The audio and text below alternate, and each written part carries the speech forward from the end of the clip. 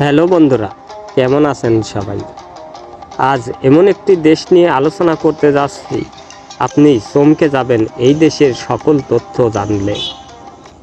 এই দেশের মেয়েরা এত সুন্দর যে বিশ্বের প্রতিটি পুরুষই যদি তাদের দিকে তাকায় তাহলে কখনোই চোখ ফিরাতে পারবে না। এমনই সুন্দর, কিন্তু এটি একটি মুসলিম দেশ।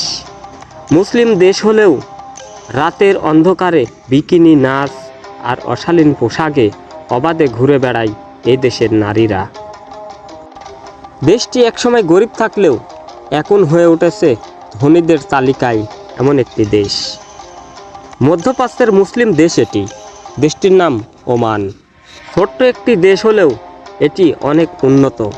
ধনী রাষ্ট্রর ভিতরে ওমান একটি, যে দেশে প্রতিটি নাগরিকই ধনীদের তালিকায় রয়েছে।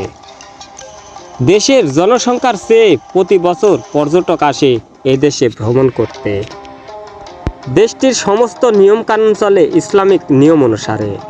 দেশের অর্থনৈতিক থেকে শুরু করে ব্যবসা বাণিজ্য সব কিছুই চলে ইসলামিক নিয়ম অনুসারে। একটি কথা শুনে খুব ভালো লাগলো, কারণ এই দেশের প্রতিটি নারী খুব নিরাপদ। কারণ রাস্তাঘাট থেকে শুরু করে ব্যবসা বাণিজ্য শহর বাজার প্রত্যেক জায়গাতেই প্রতিটি নারী নিরাপদ। কারণ ইসলামিক নিয়ম অনুসারে এই দেশের শাসন চলে। এরকম শাসন আমাদের দেশে বা এরকম নিয়ম যদি আমাদের দেশে হতো কেমন হতো, অবশ্যই কমেন্ট বক্সে মতামত জানিয়ে যাবেন। একটা জিনিস খেয়াল করুন, ওমানে দামি মোবাইল আর সুপার কার এতই সস্তা যে এগুলো কিনতে গেলে কোনো ট্যাক্স দিতে হয় না সরকারকে। ওমানে প্রত্যেক নাগরিকের জন্য প্রাপ্তবয়স্ক হওয়ার পর নির্দিষ্ট পরিমাপের একটি করে জমি দেওয়া হয়, আর যাদের ইনকাম $1000 কম তাদের জন্য একটি বাড়ি বানিয়ে দেওয়া হয়। ওমানের আরেকটি নিয়ম আছে, মদ খাওয়ার জন্য তাদের লাইসেন্স করতে হয়, কিন্তু সবার পক্ষে নয়। আবার লাইসেন্স করার পরেও আপনি নির্দিষ্ট পরিমাণ মদ খেতে হবে, বাড়তি কোনো মদ খেতে পারবেন না। ওমানে কোনো বেকারত্ব নেই, আর যদিও কেউ যদি বেকারত্ব থাকে তাদের কাছ থেকে সরকার 6 মাস সময় নেয়।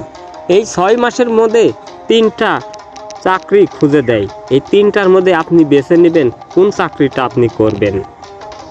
তবে যতদিন সে চাকরি না পায় ততদিন পর্যন্ত সরকার তাকে 220 রিয়াল করে দেয়, যা বাংলাদেশি টাকায় প্রায় 40 থেকে 50 হাজার টাকা হয়। ওমানে আরেকটি নিয়ম রয়েছে, আপনি কোনো বাড়ি রং করতে চাইলে অবশ্যই সরকারের কাছ থেকে পারমিশন নিতে হবে।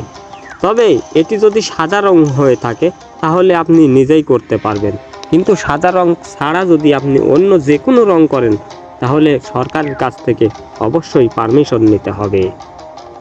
আমাদের দেশে গোসল করার পরে যে জামা কাপড়গুলো থাকে সেগুলো আমরা বেলকনিতে বা বিভিন্ন জায়গায় শুকিয়ে দিয়ে থাকি, কিন্তু ওমানে এই জিনিসটা নেই, কারণ এদেশে এটা নিষিদ্ধ রয়েছে।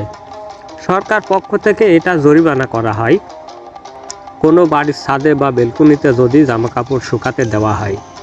ওমান সম্পর্কে এই ছোট্ট ভিডিওটি আপনার কেমন লেগেছে অবশ্যই মতামত কমেন্ট বক্সে জানিয়ে যাবেন, আর অবশ্যই চ্যানেলটি সাবস্ক্রাইব করে পাশে থাকা বেল বাটন